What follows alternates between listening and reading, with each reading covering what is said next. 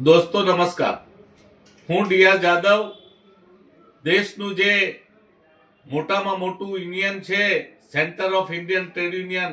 જેને ટૂંકમાં CITU કહેવામાં આવે છે, એ CITUના પ્રદેશ મંત્રી ડીઆર જાદવ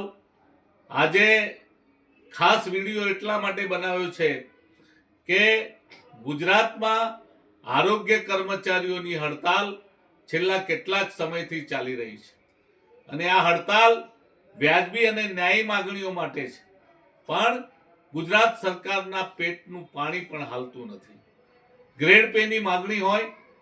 કે પરીક્ષા રદ કરવાની માગણી હોય કે ટેકનિકલ અને ધોરણસરના કર્મચારીઓને પગાર મળે,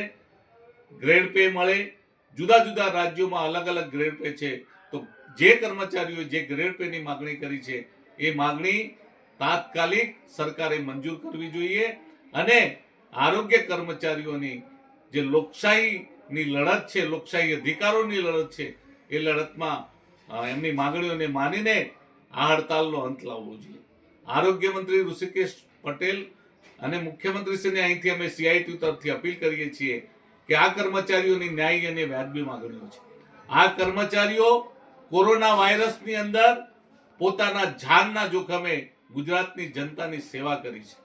અને આ ગુજરાતની જનતાની સેવા કરવાના કારણે કેટલાય કર્મચારીઓ પોતાના જાન બાજુમાં મૂકીને એમણે ગુજરાતની જનતાને કોરોના વાયરસમાં જે સેવા કરી છે એના બદલે એમને ગ્રેડ પે આપવાને બદલે આ રીતે એમને હેરાન કરવાના, એમને પનિશમેન્ટ કરવાની, એમને શિક્ષા કરવાની જે વૃત્તિ ગુજરાત સરકારની છે તે છોડી દેવી જોઈએ અને તાત્કાલિક આરોગ્ય કર્મચારીઓને તેમની માગણીઓ સંતોષવી જોઈએ. CITU આ તમામ કર્મચારીઓને અભિનંદન પાઠવે છે, ગુજરાત રાજ્ય આરોગ્ય કર્મચારી મહાસંઘને અભિનંદન પાઠવે છે અને તેમની માગણીઓની લડતને ટેકો જાહેર કરે છે. CITU તેમની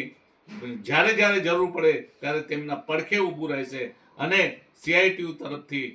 સરકારને પણ વિનંતી કરીએ છીએ કે આરોગ્ય કર્મચારીઓની તમામ માગણીઓ સંતોષવામાં આવે અને આ લડતનો, આ હડતાલનો અંત લાવવામાં આવે.